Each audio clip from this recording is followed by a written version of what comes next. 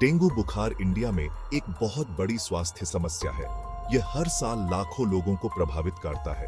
यह बीमारी मॉस्किटों द्वारा फैलने वाले वायरस से होती है। डेंगू से तेज बुखार, सर में बहुत दर्द और जोड़ों में दर्द हो सकता है। इंडिया में पिछले कुछ दशकों में डेंगू के मामलों में बहुत तेजी से बढ़ोतरी हुई है। तेजी से होते शहरीकरण और जलवायु परिवर्तन जैसे कारक इस वृद्धि में योगदान करते हैं।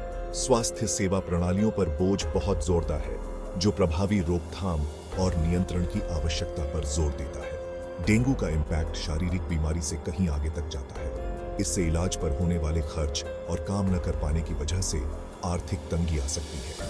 बीमारी से जुड़े डर और चिंता का असर पर्सनियों और फैमिलियों पर भी पड़ता है। डेंगू के खिलाफ लड़ाई के लिए बहुआयामी दृष्टिकोण की जरूरत है। प्रभावी मच्छर नियंत्रण मेजर्सों के साथ साथ जन जागरूकता बहुत जरूरी है। मरीजों के बेहतर परिणामों के लिए जल्दी निदान और तुरंत इलाज बहुत जरूरी है। डेंगू संक्रमित एडिस मॉस्किटों के काटने से फैलता है। ये मच्छर रुके हुए पानी में पनपते हैं, जो अक्सर होमों में या आसपास पाए जाते हैं। जब कोई संक्रमित मच्छर किसी व्यक्ति को काटता है, तो डेंगू वायरस खून में प्रवेश कर जाता है।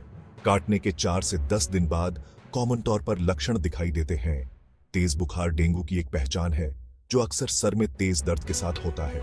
मांसपेशियों और जोड़ों में दर्द, जिसे ब्रेकबोन फीवर भी कहा जाता है, भी आम लक्षण हैं। अन्य सिम्टम्सों में जी मिचलाना, उल्टी और त्वचा पर चकत्ते शामिल हैं। गंभीर मामलों में डेंगू हेमरेजिक फीवर और डेंगू शॉक सिंड्रोम जैसी जटिलताओं को पब्लिक में दे सकता है। ये जानलेवा स्थितियां हैं जिन पर तुरंत धोरण देने की जरूरत होती है। जल्दी निदान और इलाज के लिए डेंगू के सिम्टम्सों को हॉलमार्कना बहुत जरूरी है। यदि आपको इनमें से कोई भी लक्षण दिखाई दे, खास तौर पर मच्छर के काटने के बाद, तो तुरंत डॉक्टर की सलाह लें। शुरुआती दखल से परिणामों में काफी सुधार हो सकता है। डेंगू से प्रिवेंशन मस्कीटों पर नियंत्रण रखने से शुरू होता है। अपने घर में और आसपास पानी के रुके हुए स्रोतों को हटाकर मस्कीटों के पनपने की जगहों को खत्म करें। गमलों, फालतू टायरों और पानी जमा कर सकने वाले किसी भी बर्तन को साफ करें। बाहर जाते समय, खास तौर पर जब मच्छर जोरदार काटते हैं, तो खुली त्वचा पर डीट या पिकारिडिन वाले मच्छर रोधी का इस्तेमाल करें। मस्कीटों के काटने के खतरे को कम करने के लिए पूरी बांह के कपड़े और पैंट पहने। सुनिश्चित करें कि आपके घर में मॉस्किटों को प्रवेश करने से रोकने के लिए पारदर्शी जाली लगी हो। सोते समय मॉस्किटो दानी का प्रयोग करें, खास तौर पर बारिश के मौसम में जब मॉस्किटों की संख्या जोरदार होती है। डेंगू के खिलाफ लड़ाई में सामुदायिक पार्टिसिपेटरी बहुत महत्वपूर्ण है। मॉस्किटों के पनपने की जगहों को खत्म करने के लिए सामुदायिक सफाई अभियान चलाएं। अपने पड़ोसियों को डेंगू से प्रिवेंशन के बारे में शिक्षित करें और उन्हें सक्रिय उपाय करने के लिए प्रोत्साहित करें।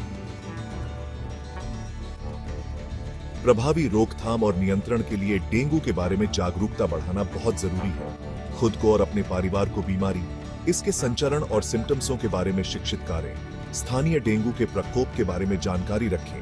डेंगू की रोकथाम के उद्देश्य से सार्वजनिक स्वास्थ्य अभियानों का समर्थन करें। मॉस्किटों के पनपने के स्थानों को खत्म करने और जागरूकता को बढ़ावा देने के लिए सामुदायिक पहल में भाग लें। स्कूलों और कार्यस्थलों को छात्रों और कर्मचारियों को डेंगू के बारे में शिक्षित करने के लिए प्रोत्साहित करें।